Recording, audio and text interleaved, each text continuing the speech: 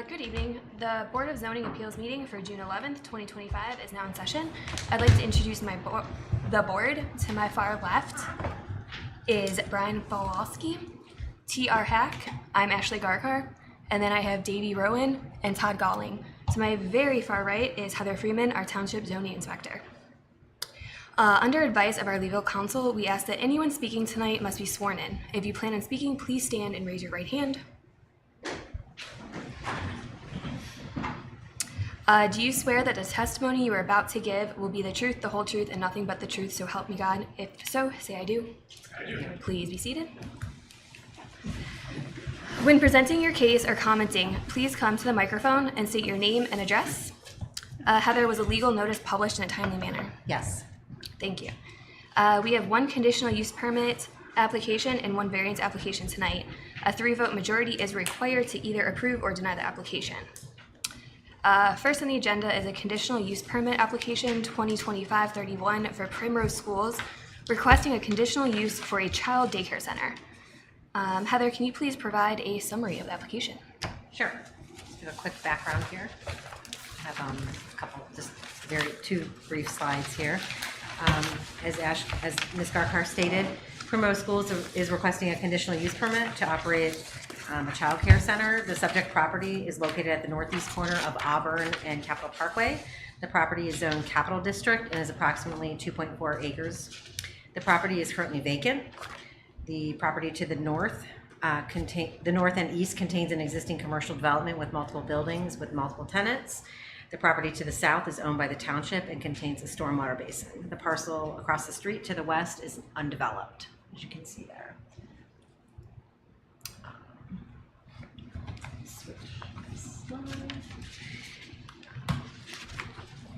The applicant is proposing to construct a new building for a child daycare center, Primrose Schools. Child daycare center is a conditionally permitted use in accordance with the general requirements in Section 13 and the specific requirements in Section 13.08. According to the narrative statement, they'll offer child care for children 6 weeks to 12 years of age, Monday through Friday from 6:30 a.m. to 6:30 p.m. The center is designed to serve up to 212 children at maximum capacity and will have 24 employees. They did provide a preliminary site plan and architectural plans. It's proposed to be a one-story building, approximately 13,000 square feet. You can see on the site plan here the proposed concept, the layout with the building in the front, the child play area is enclosed by fencing and behind the building, and access to the site off of Auburn Road. Just a reminder, we're not actually approving the site plan this evening. This is just a layout so you guys can understand how they propose to do it.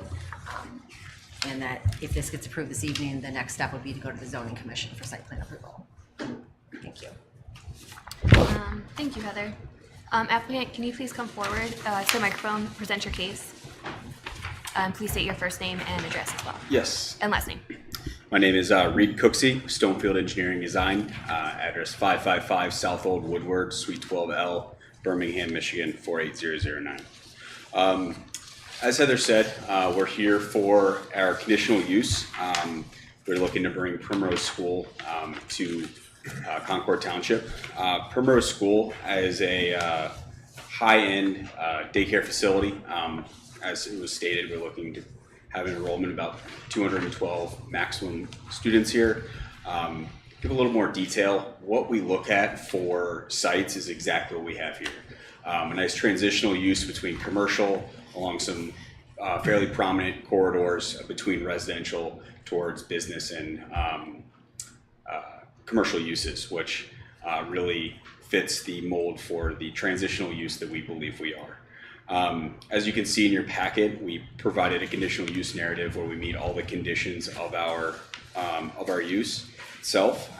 Looking at the actual layout of the site, we're proposing one form of egress off of Auburn Road, as well as 70 parking spaces that go around the building. We would love another form of egress or cross access, but it's not really feasible here based on the surrounding areas with the drain and the additional commercial to the north and south. So we are providing a turnaround for fire access, and this was coordinated in our pre-application meeting. Playground areas meet all the setbacks of the conditional use as well as off the right-of-way That will have 6-foot fence around it, as well as 4-foot internal fence dividing the playground area. And all playground areas meet the state standards, well above what is required for the state standards for square footage.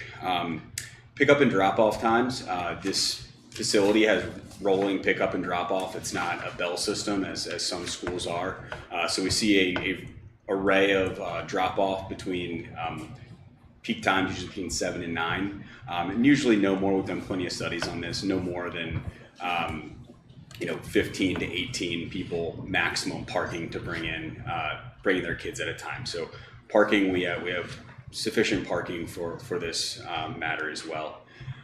There is a warming kitchen in there. It's not a full-blown open flame kitchen, but we do have a nutritionist on staff that will prepare meals and things like that for the students as well. All in all, it's a fully operational daycare that provides exceptional service and learning opportunity for the community, and we're super excited to be here in front of you guys today. Thank you. Do you guys have any questions? Thank you.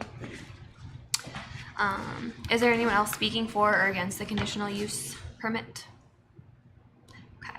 If there's no further questions, the public hearing for application 2025-31 is now closed.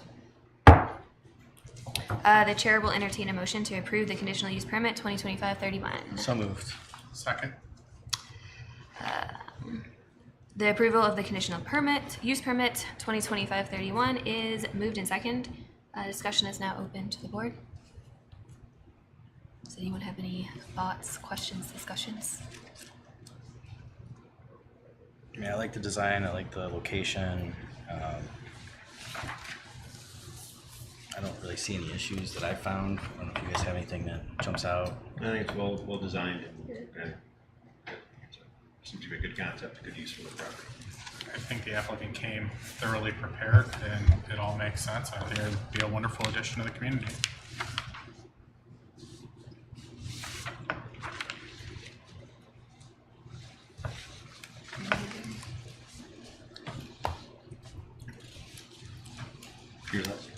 I'm left.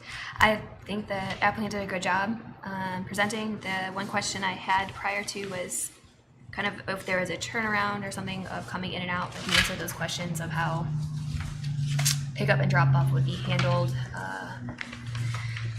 with one opening. But obviously those are also not things that we would be approving or denying. That would be going further on past us. Heather, I forget, can I ask the gentleman a question, or is it closed because we're in discussion? You can. He's Okay, all right, okay. I can or can't? You can. Oh, I'm sorry. How many, are all the formats, all the designs pretty much the same across the country? Yes, so this is our latest prototype. As you can see with architectural plans, we really go for more of a homey feel with kind of a gabled roof and a architectural elements that make it feel more residential to blend into the surrounding areas. All of them are generally the same. Every once in a while, if it's a tight property or we have very special conditions, there is a 2-story option, but that's generally not preferred for child care facilities. So we have the room here. We're going with a one-story facility that meets our prototype. Great, thank you. Well, if there is no further discussion, the question is the approval of conditional use permit 2025-31. Yes vote is for the approval of the conditional use permit, and a no vote denies the conditional use permit. Heather, can you please call the roll? Mr. Falkowski? Yes. Mr. Hack? Yes? Mr. Rowan? Yes. Mr. Goling? Yes. Ms. Garkar? Yes. The ayes have it, so the conditional use permit has been approved. Thank you guys so much for your time. Thank you.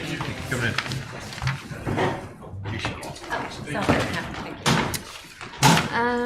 in. Next on the agenda is variant application 2025-171. Heather, can you please provide a summary of this application?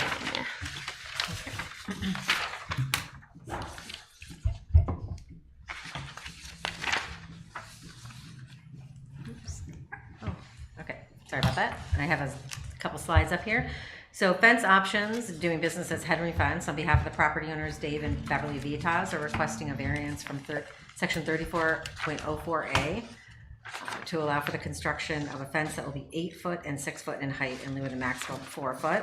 The property is located 8075 Orchard Road, which is located off the north side of Girdle between Cryle and Butterfly.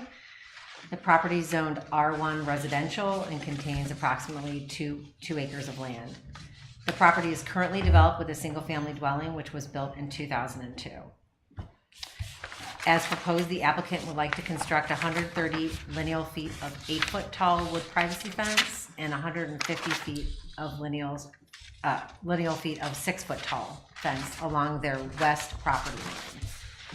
The fence would start approximately 20 feet south of their northwest corner and would run south, terminating approximately 170 feet away from their front corner pin front lot line.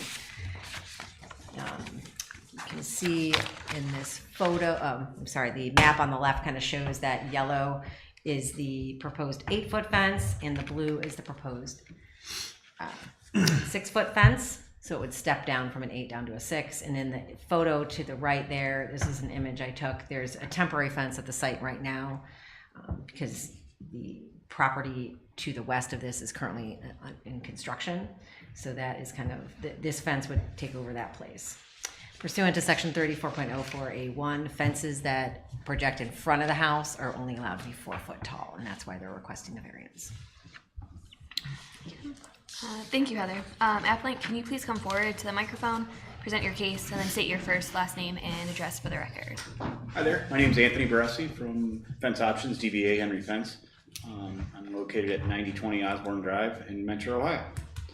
On behalf of Dave and Beverly, they have 9 new homes that are going to be constructed behind their lot. Everything they had or did not see for a lot of years are now gone. So you can imagine waking up and coming out of your garage and seeing this barren wasteland now. But it's going to be filled in with homes, and I'm sure they'll be landscaped and beautiful. But they're proposing to put this fence to get some privacy and, of course, block some wind. That's west facing. These houses are going to be there. There's going to be gaps, which will create a funnel and a tunnel and snow drifts and everything else. So their proposal, everything's approved, obviously 8 foot from the rear of that property to the front of that property. What they're really seeking is the additional 6 foot fence to go 2 feet higher, just to give them some more privacy. These new homes are going to be a little taller, probably going to have decks and stuff on them. They're going to lose a lot of their privacy back there. And it's just unfortunate. Construction of the fence, 8 foot fence will be 4 by 6 by 12 foot post, 4 feet in the ground, 4 2x4 rails, and 1 by 6 dog-eared pickets. Very, very similar to the one that was approved right down the street. I believe probably for the same purpose, to gain some privacy and have some sort of wind block and snow block from that. That's all on their west side of the property that unfortunately is on their driveway. So when they had everything there, it probably helps quite a bit. So, and that's what we're proposing. Did you build the fences on Viceroy, the houses on Viceroy that back up to the east side of Ivy Ridge? I did not. We built just about every other one. Mm-hmm.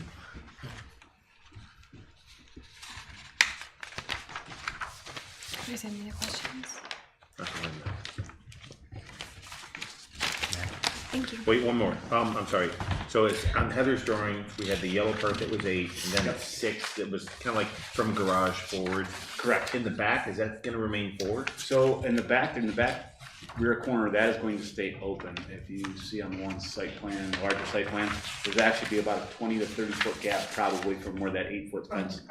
So then they'll have a little bit of view of the pond from their back of their property. So you're not fencing the entire property. No, just that west end where they're going to be backing up to people's decks and properties and everything else. And yep. So on that photo, it's a good shot, Heather.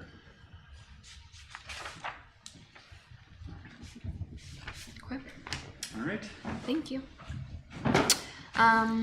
Is there anyone else speaking for or against the variance permit?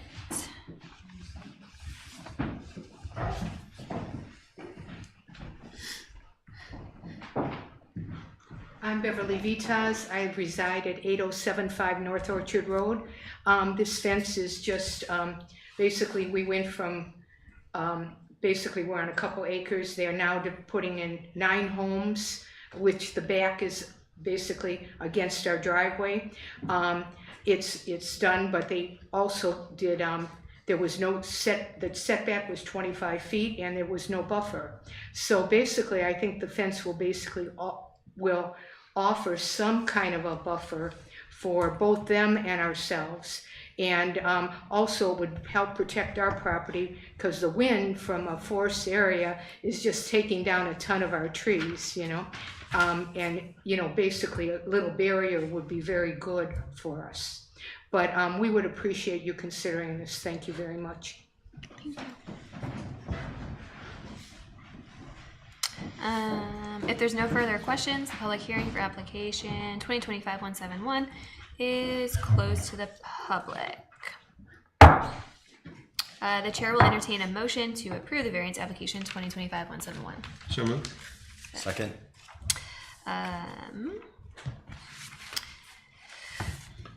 The approval of variance application 2020. I skipped. I'll have a discussion about the variance. I like this proposal. I think, as the applicant stated, it's going to benefit them, but also the other houses. It's obviously privacy. I think it meets the Duncan factors. You know, is it significant? Yes, but is it beneficial? Like it adds value. I think there's a lot of pros to this fence. So Heather, when Rock Ridge was approved, there was no buffer or no landscape? There was, the Ivy Ridge development was granted a variance to take down that 25, the trees that were in that 25-foot buffer, which left that open. Okay. And per the district requirements, Ivy Ridge is not permitted to build any structures within that 25-foot. So now at this point, they could not put a fence up. The only way you get a fence probably along that line is if the VTOS has put a fence up. Okay. So I remember when the Ivy Ridge came through here and there were some folks from Viceroy, that's why I asked them about Viceroy, that came in to speak and obviously weren't super excited to have this next to them. And we did approve fences, and I don't recall if they were 8 foot along the back end of the houses on Viceroy. On this property, we did approve a fence, which is probably the one you were referencing. And I think the issue we had with that was that some of it was going to be too high and in the line of sight from the road, but they tapered it down. Right, for the turn. Yeah. Yeah. Correct. And so we approved that one. So I think that, you know, again, I think, you know, they wanted some privacy. They want privacy. I think it benefits the community. It benefits these new houses. It benefits them greatly. I don't have any issues with this, especially since they're not impeding any roads or any views of any roads. I think given the drastic density difference, it makes perfect sense. So my only thing is, this is more for the resident, is, you know, if it's more vinyl, it'd be less maintenance, but again, that's on them, so. I think I agree with the fence. If it was the people that have the houses right up against, they'd be allowed to be building an 8-foot fence because it's their backyard. So they're really just putting an 8-foot fence on this side that if it was 2 feet over, they could probably, maybe not 2 feet, but if it was on their property, they could do 8-foot fence. It's really not going into the road at all. It's just they're taking the initiative and making sure that there's privacy. Is there any other discussion? Okay. The question is on the approval of the variance application 2025-171. Yes vote is for the approval of the conditional use permit, and a no vote denies the conditional use permit. Heather, can you please call the vote? Mr. Hack? Yes. Mr. Rowan? Yes. Mr. Palkowski? Yes. Mr. Goling? Yes. Ms. Garkar? Yes. The yeas have it, and the variance has been approved. You have your fence. Pleasure. We have no minutes from the last meeting, the last couple meetings. The next meeting for the zoning appeals Thank you. is Wednesday, July 9th. And the June meeting for our Board of Zoning Appeals is now adjourned.